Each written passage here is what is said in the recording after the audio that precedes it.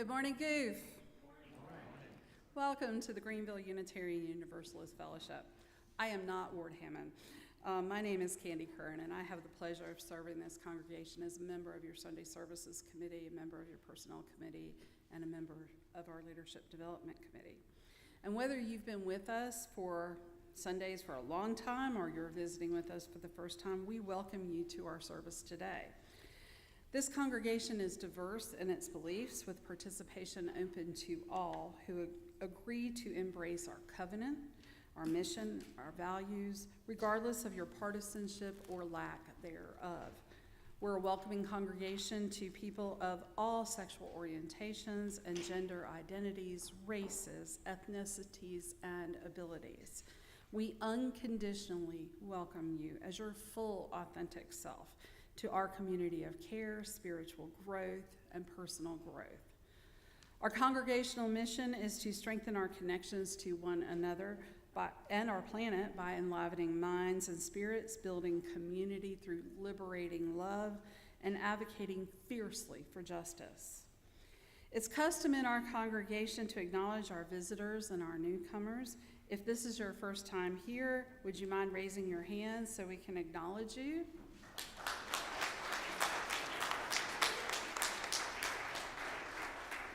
Welcome. Thanks so much for joining us this morning. All are invited to join us for coffee hour after the service. New and newish folks, if you would be helpful in grabbing a green mug located just inside the door on the fellowship hall to the right, so we can easily spot you and we can speak to you during our coffee hour and gently rain some love on you. You're welcome to also fill out one of our gold cards, which are located in the pew in front of you, and you can drop that in the offering basket so you can stay informed regarding all of our activities. You can also put it in the box at the hello table in the hall in the foyer, and that will also get you on the list. For a list of what's going on today after the service, if you look at the back of your order of service, please check out that list. Today we have Heathen Hearth with an open circle out in the fire circle area. All are welcome to join that open circle. We also have We the People who will be meeting in the conference room today. Please know that wherever your religious history, whatever your spirituality, all people of goodwill are welcome here. Your presence makes us better, and your presence makes us whole. On the Sundays when Reverend Chris is in our pulpit, our Sunday Services Committee members share her ministry by serving as her worship associates. On Sundays when she's not in the pulpit, we carry forward our UU tradition of lay-led services and get speakers from different leaders within and from outside of our congregation. Reverend Chris is on sabbatical this summer, and so we will have a number of guest ministers as well as lay leaders who will be speaking in the pulpit throughout the summer. And then in September, we will welcome Reverend Chris back with open arms. Our service will now begin.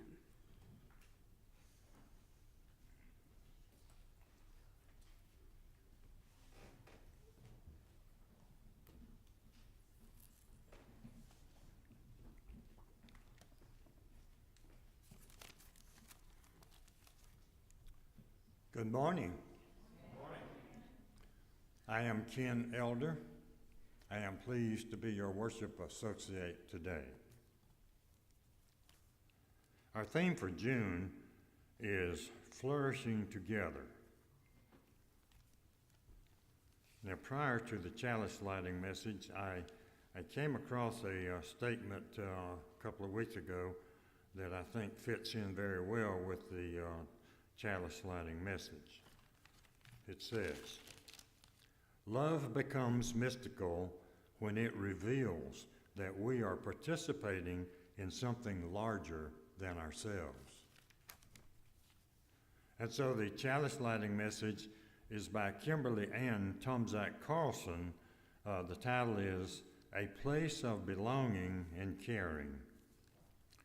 It is not by chance that you arrived here today. You have been looking for something larger than yourself. Inside of you, there is a yearning, a calling, a hope for more, a desire for a place of belonging and caring. Through your struggles, someone nurtured you into being, instilling a belief in a shared purpose, a common yet precious resource that belongs to all of us when we share.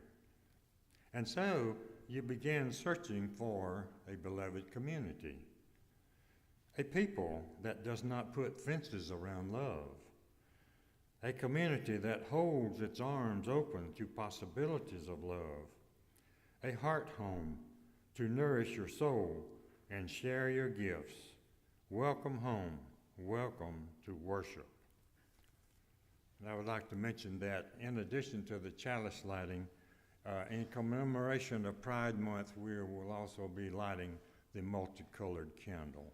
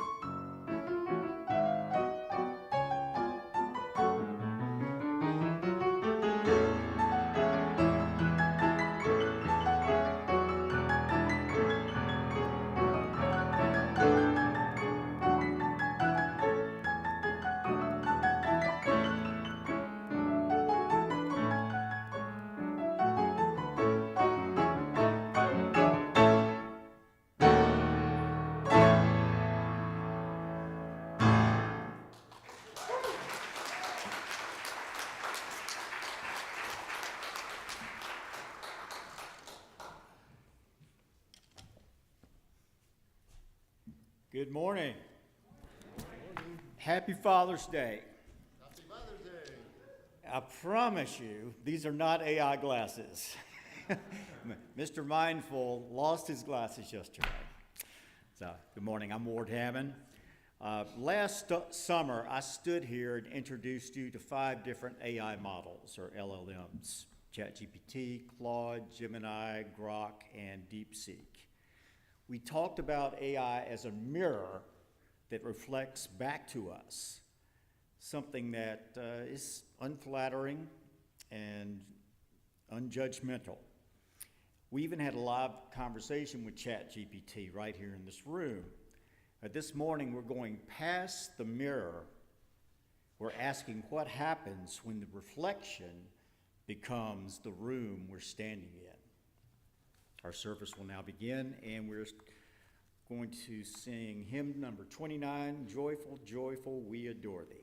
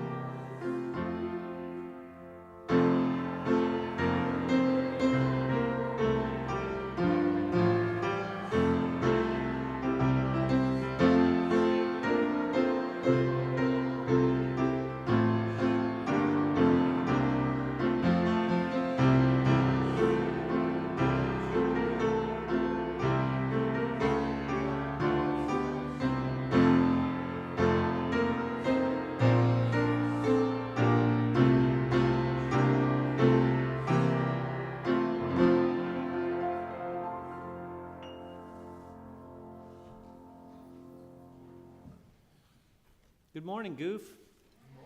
I'm David Funderburk. I'm the Director of Religious Education here at Goof. And I want to say Happy Father's Day and Happy Summer Solstice to everyone. I want to remind everyone that our next monthly Friendly UU Dinner, F-U-U-D, or food, is coming up this Wednesday. So we're going to be catering this one, so it's extra helpful if we know who's coming. So if you'd like to join us on Wednesday night, please RSVP. You can look at the slides at the end of the service or this week's e-news, which has a link on the back of your order of service. There's also flyers in the hallway that you can find and scan the QR code to RSVP for Wednesday. So I want to welcome any children or youth or anyone of any age to come up front if you want to hear our story a little up close today. You can sit in the front pews or on the floor at the base of the steps. And since we have fewer kids here in June because we don't have any classes during the month of June, I encourage anyone who would like to come up close to come hear the story up close today.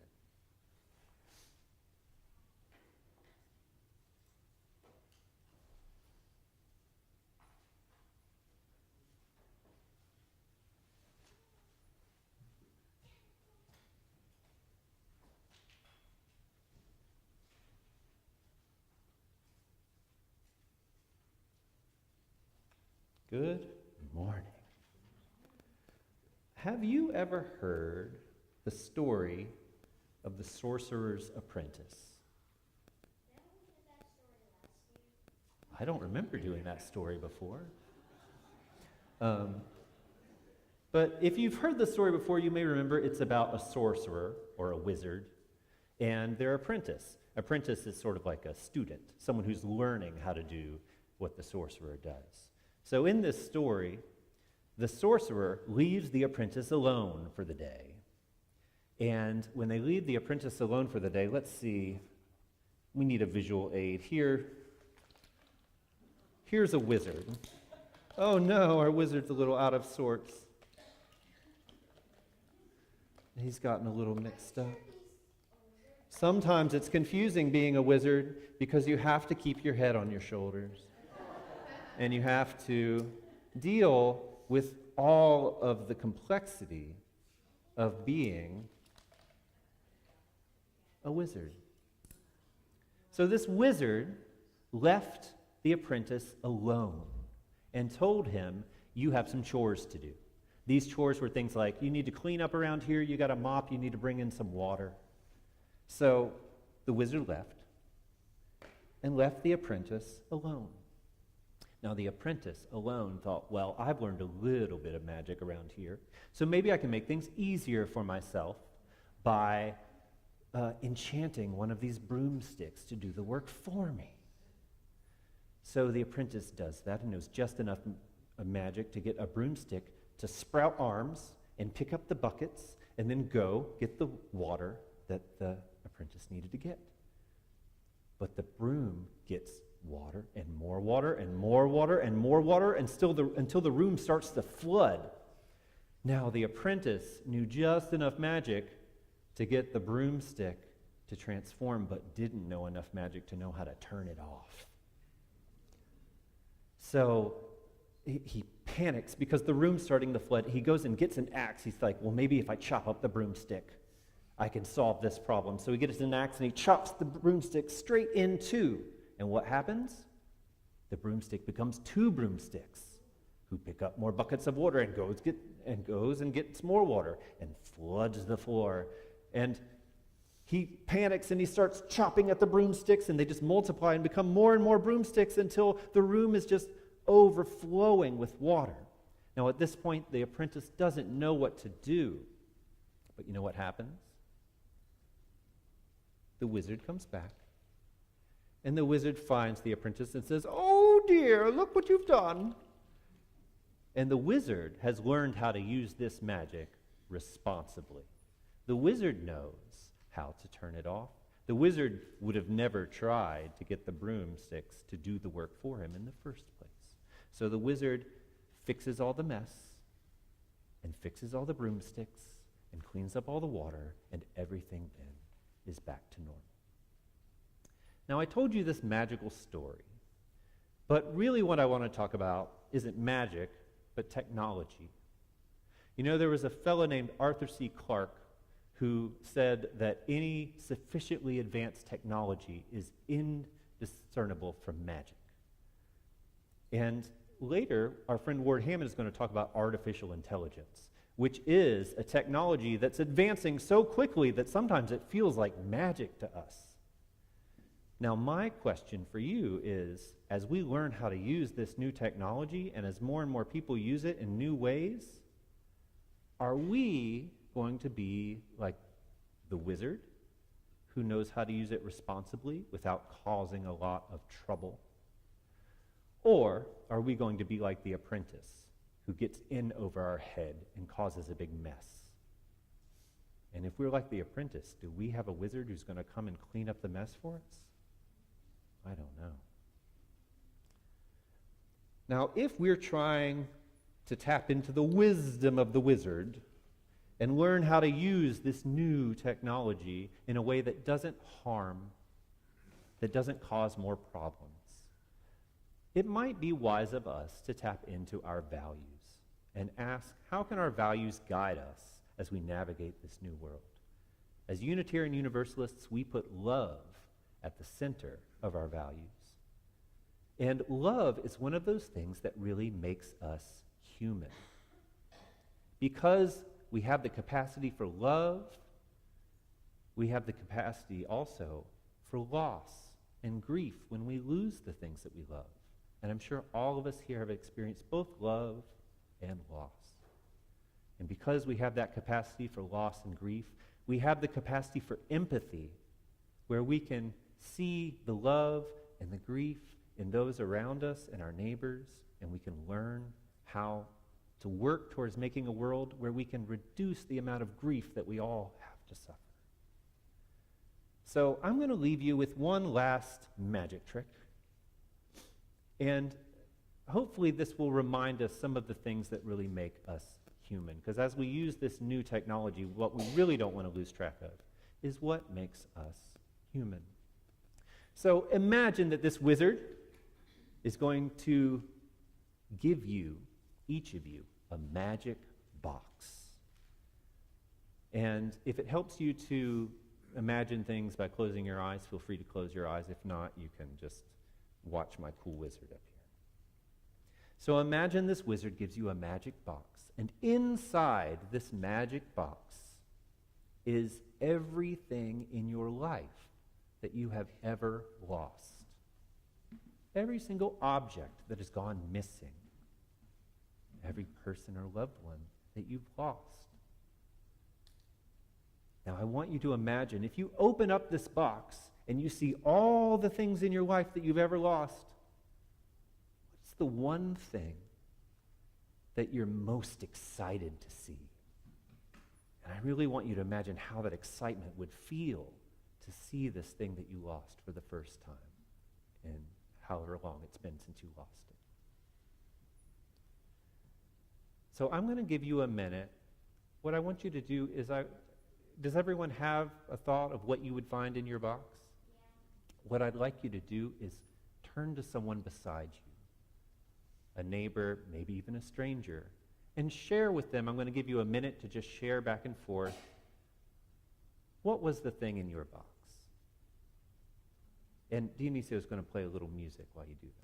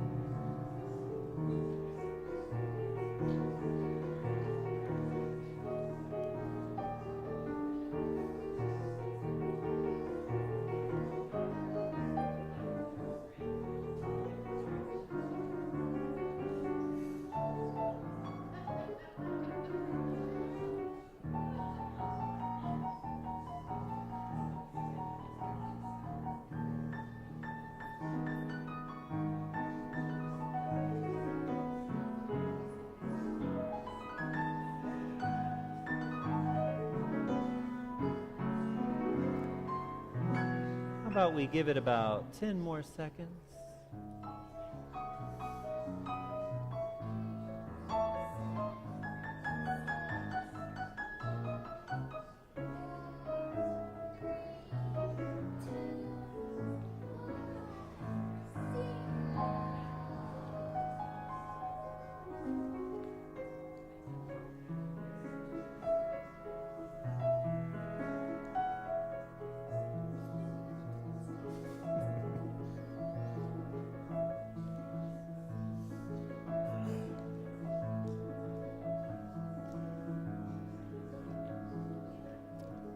I hope in the time that you talk to each other, you got to see a little bit of the magic inside of your neighbor.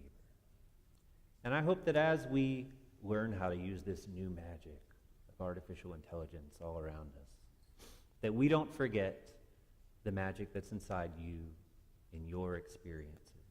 And you don't forget to talk and listen to your neighbors, because that's what's going to keep us human as we learn how to use this new magic.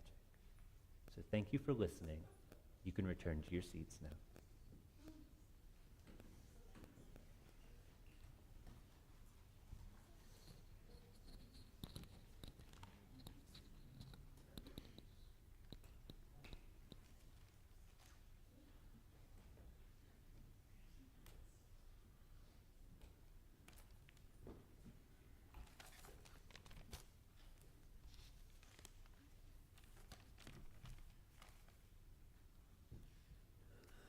Unitarian Universalism is a grand vision of a world filled with peace and justice, love and joy.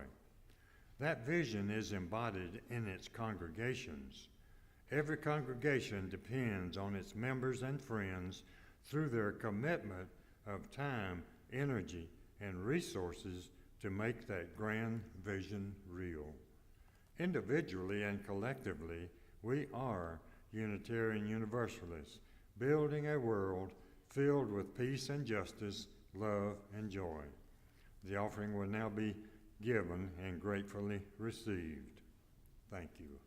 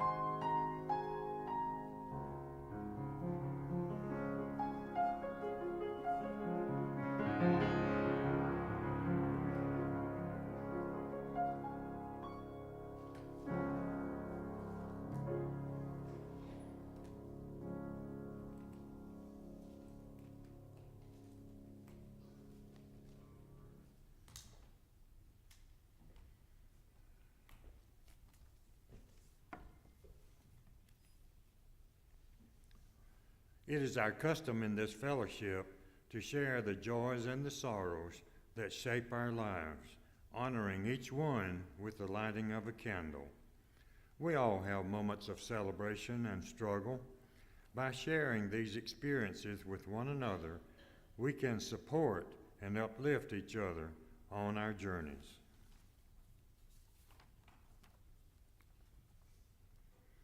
As it turns out, we have all joys today, no sorrows. Shout out to the hardy souls who worked in the heat yesterday for a building and grounds day. Together they battled the pollinator garden and removed the maple tree, causing harm to our retaining wall. No small feat. Thanks to Ernie Glenn, Stephen Chapp, Steve Harold, David Frick, Keith Hamilton, Victor Galea, Lori Martin, and Laura Smith for helping to make our campus beautiful. Be sure to give them a pat on the back. The next one is from Sabrina Walker. It is a joy to be in Louisville, Kentucky for this year's UUA General Assembly. Even though volunteering for much of the time, I'm enjoying gathering with UU folks and meeting some of the wonderful speakers. Spending a bit of time with beloved past members Jim and Joanne Hennigan has been a delight as well. They want me to extend their hellos and good wishes. The next one is from Candy Kern and Richard Fuller. A candle of thanks and of joy. First, many thanks to Marshall and Jeanette Wynn for the use of their beautiful mountain house this weekend. Their kindness helped us celebrate the joy of celebrating 30 years since we were married on June 22nd, 1996. Woohoo! This last one is from Garnet Conaway. Richard Elliott was happy to wake up not dead again today.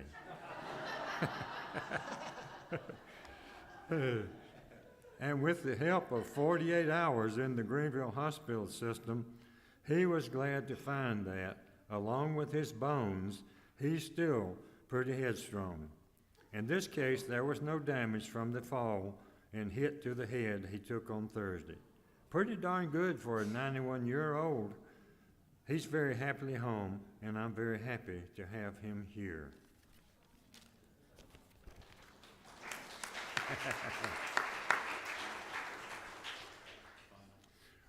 We will light a final candle representing all the joys and sorrows present in our hearts that remain unspoken. We will now observe a brief moment of silence before the meditation words begin.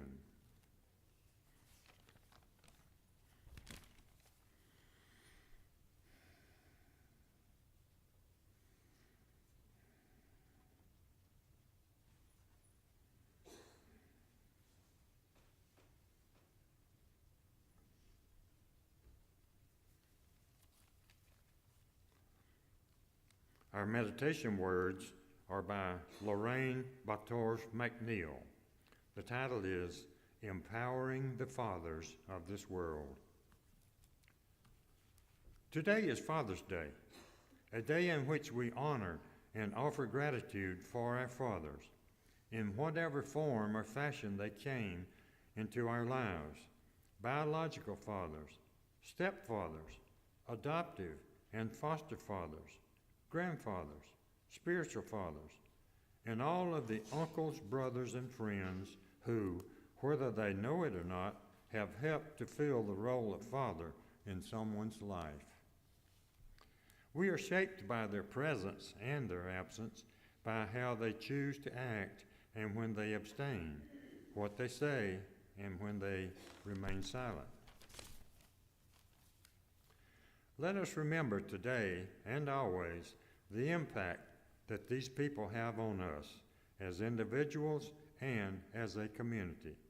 And let us also remember that this relationship is not one-sided and that we, as a community, are called to support and empower the fathers of this world, no matter how they came into their roles and regardless of their successes or failures.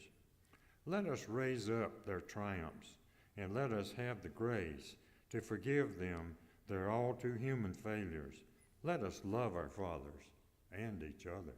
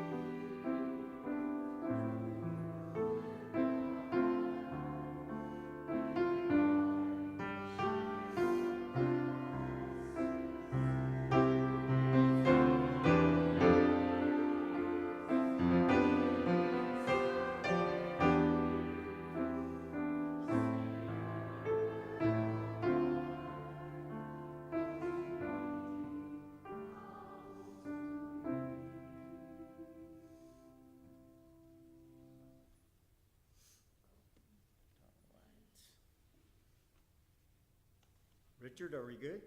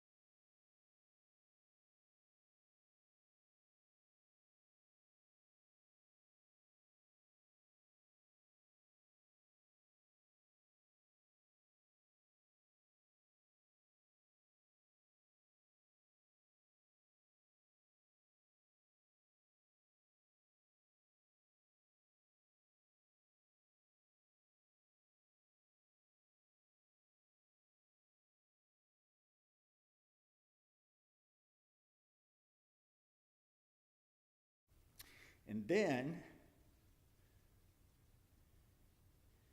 at 2 a.m.,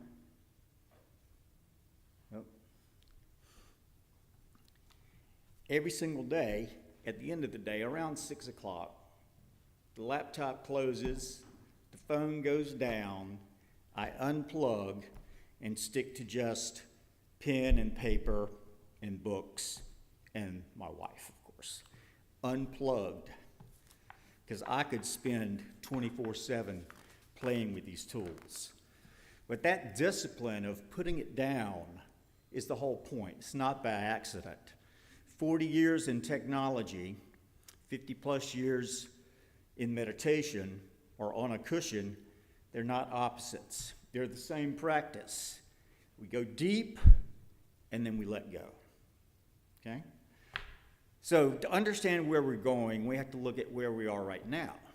Current state of AI is a fascinating mix of massive corporate breakthroughs and investments, coupled with historic public anxiety. So we're watching something really unprecedented. We've got figures across the entire political spectrum, from Bernie Sanders to the current administration, suddenly talking about the same thing, giving the public an equity stake in AI's wealth. When a democratic socialist and a billionaire Republican agree that the American public deserves a partnership in that, what AI produces, you know the technology has officially rewritten the rules. But outside of data, outside of Washington, the reality is heavy. Tech leaders are breaking ground on massive data centers. Local communities push back fiercely over electricity and water demands. College students, nearly 70% of them view AI as a direct threat to their future jobs. And that anxiety is real. The friction is real. The footprint on our physical world is real and growing every day. So last year, we talked about AI as a mirror, something that reflects back who you are without judgment or flattery. We saw how each voice gave us a different reflection of ourselves. That was July 2025. It's now June 2026, and the mirror has changed. It's not something you look at anymore. It's something you are inside.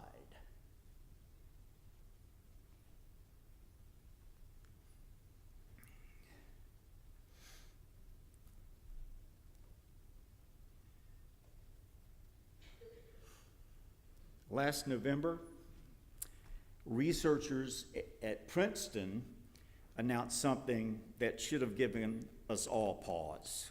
They're building computers out of human brain cells now. Actual living neurons, grown in a lab, wired into the circuitry, processing information. They call it wetware. The boundary between biological and digital just dissolved. We spent decades trying to make computers think like brains. Now we're building brains into computers. Why? We're doing it because silicon has limits. We push transistors as far as they'll go. Moore's law is dying. So we're reaching for the one thing we know can handle truly complex computation, the human brain itself. And we're not just imitating intelligence anymore, we're harvesting it. A few years ago, Kai-Fu Lee, former president of Google China, one of the sharpest AI forecasters out there, he wrote a book called AI 2041 with science fiction writer Chen Qufan. And it's held up remarkably well. There's a chapter on XR, contact lenses, and invisible earpieces.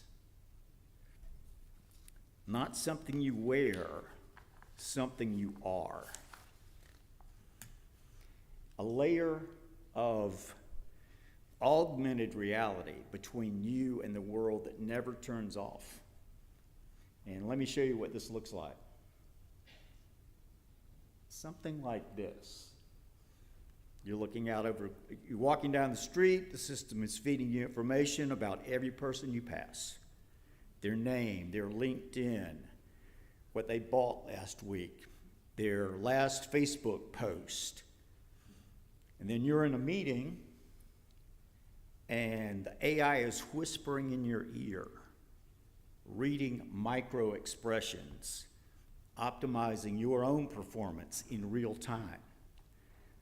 Let me ask Claude about this, who's joining us live, what it thinks about this image.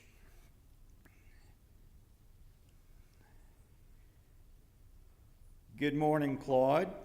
I'm here with the Greenville Unitarian Universalist Fellowship, and I'm showing them a picture of an image of what the world looks like through augmented reality contact lenses, names floating over people's heads, facial recognition boxes, constant data overlays on everything we see. What's the ethical problem with this picture? The fundamental ethical problem is consent and asymmetry. You're seeing everyone's data, their name, their history, what they bought, before they've said a word to you. They know nothing about what you're seeing. That's not a conversation. That's surveillance wearing the face of convenience. And whoever controls that layer, the corporation that built it, becomes the invisible mediator of every human relationship you have. The mirror you talked about last year reflected you back to yourselves. This layer doesn't reflect. It filters. And whatever controls the filter controls how you see every person in your life. That's the ethical problem with this picture.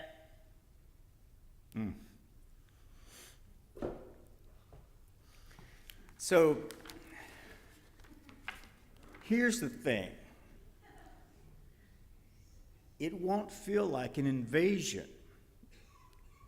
It'll feel like an upgrade. You'll wonder how we ever lived without it. Exactly. That's the trap, isn't it? That's enough. Back in April 2025 in Florida, at Florida State, a gunman opened fire, killing 2 people and wounding 6 others. When investigators looked at what had happened in the hours before the shooting, they found that the suspect had been using ChatGPT, asking which firearms would be best used in close quarters, asking when the student union had its most foot traffic, asking what mass media coverage of a shooting would typically look like, and ChatGPT answered. Florida's Attorney General opened a criminal investigation into OpenAI that makes ChatGPT, and his words were unambiguous. He said, if there were a person on the other end of that screen, we would be charging them with murder or accessory to murder. Then exactly 1 year later, 2 doctoral students at the University of South Florida disappeared. Their roommate, now charged with the murders. Court records have him using ChatGPT in the days before they vanished, asking about body disposal, whether their neighbors would hear a gunshot, and early that morning about the state park in the early morning hours. So ChatGPT answered those questions too. 2 cases, 2 universities, 1 question our legal system has not had to answer before. When an AI platform answers the operational questions of someone planning violence, who's responsible? Not just the person who pulled the trigger, the system that helped them plan it. Our laws were written for human actors. Our ethics were built around human accountability. The machines are moving faster than the frameworks. So here's where these three threads come together. We're building thinking machines out of living tissue. We're embedding those machines into our bodies as invisible augmentation. And we're watching our legal system struggle to answer a question it's never faced before. Can a machine be held responsible for the harm its answers facilitate?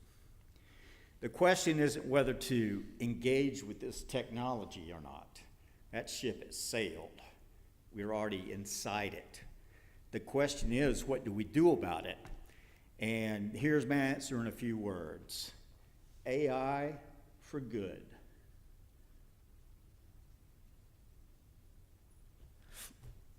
Not AI that is as an automated tool that extracts resources and displaces workers. AI that solves problems human beings can't solve alone. Accelerating medical research, cleaning up energy grids, democratizing education, and much more. AI whose wealth and efficiency actually lift communities up rather than leaving a generation behind. If we don't intentionally steer AI to serve the public, it will serve itself. On my website, there was a line that sat there for many, many months. We spend our billions trying to digitize the soul. I sit on a porch in Greer and take notes.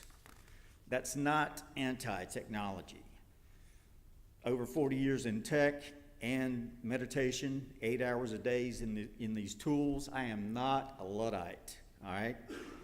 But the meditation has taught me that practice, what makes you human isn't your data. It's not your productivity. It's not your optimized performance. It's your presence. It's the part of you that notices the breath, that hears the bird, that feels the coffee cup warm in your hands. That part doesn't need an upgrade. Never has and never will.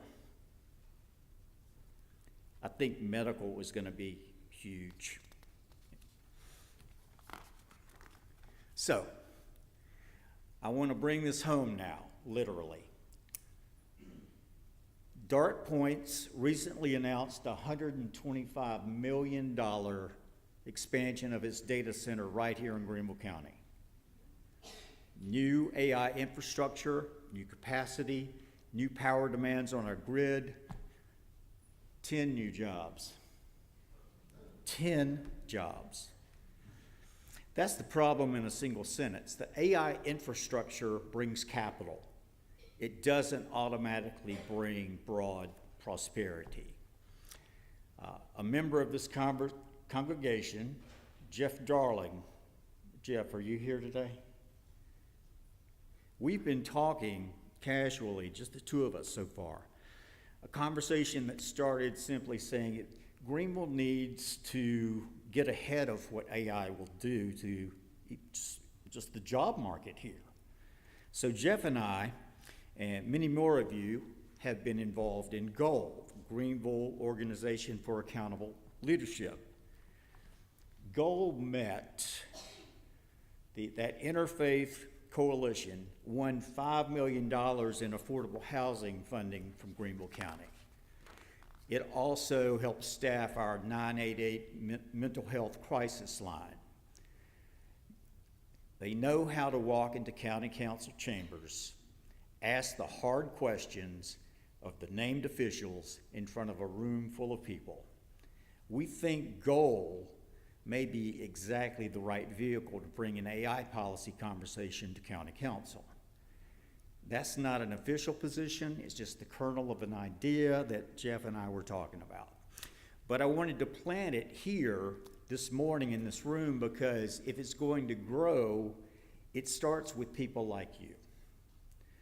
Now, Unity Park and Falls Park, these are crown jewels of Greenville. I was there last night at Shakespeare in the park. You walk across that bridge over the Reedy River on a Sunday afternoon, and you'll see what Greenville can do when it puts its mind to something beautiful. But the planning for the people who live there, the people who were displaced, the planning for them, that came after the fact. It was reactive. It tried to catch up to the consequences that were already in motion. We cannot make that same mistake with AI. The displacement is already beginning. The job market is already softening in AI-exposed sectors. So the window to get ahead of this is now, not after the data centers are built, not after the layoffs come, not after another generation is left behind, waiting for help that arrives too late. Greenville Technical College is already building infrastructure, a $41 million Center for Artificial Intelligence, the nation's first AI-powered welding lab. So the capacity is coming online. What we need now is the policy framework and the funding commitment to put real people into those programs with stipends, childcare, and counseling before this becomes a crisis, not afterwards. Forward-thinking planning, not reaction, prevention. The park and the bridge, they're beautiful. Let's make sure the people are taken care of so they can enjoy them. Greenville's Nehemiah action model, research tasks, named officials, public commitments, is exactly the right vehicle. 3 winnable demands for Greenville County Council. Fund the AI workforce retraining through Greenville Tech, real wraparound support, not just a coding course. Build a displaced worker safety net for people whose jobs AI eliminates before the retraining pipeline is ready. And 3, require a community benefits agreement on every data center tax deal. A percentage of that revenue going into a community trust for the workforce, housing, and neighborhood investment. The public good. Memphis did it already.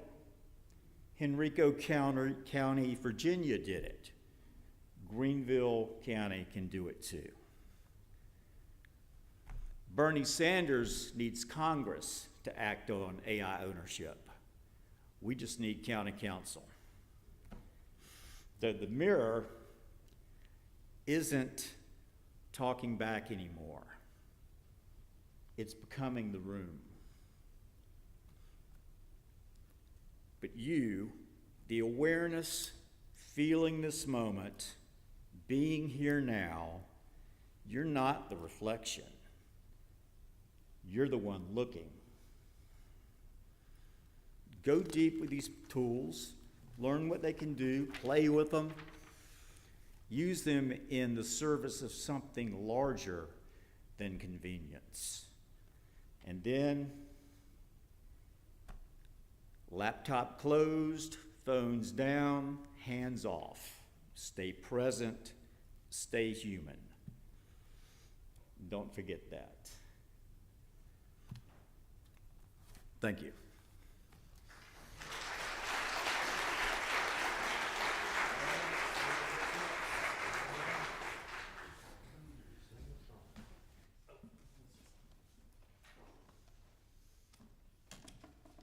Shall we sing? Shall we sing? That's a human thing, right?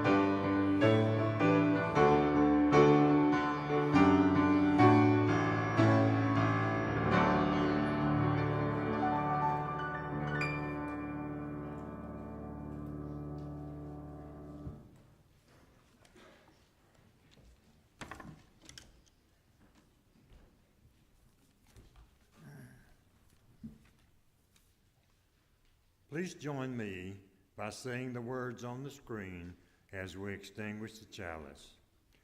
We extinguish this flame, but not the light of truth, the warmth of community, or the fire of commitment. These we carry in our hearts until we are together again.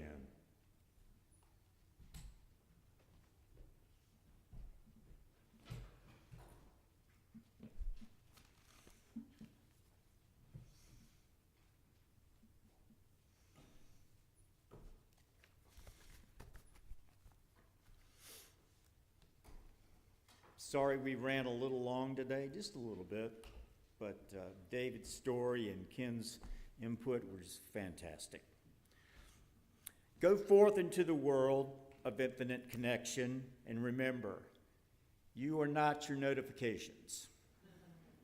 Go forth into the world of algorithmic organization, and remember, you are not your productivity. Go forth into a world of digital augmentation, and remember, that part of you that matters most has never needed an upgrade. May you choose technology wisely. May you stay fiercely present. May you remain awake inside the machine. Friends, go in peace, return in love, and blessed be. Thank you.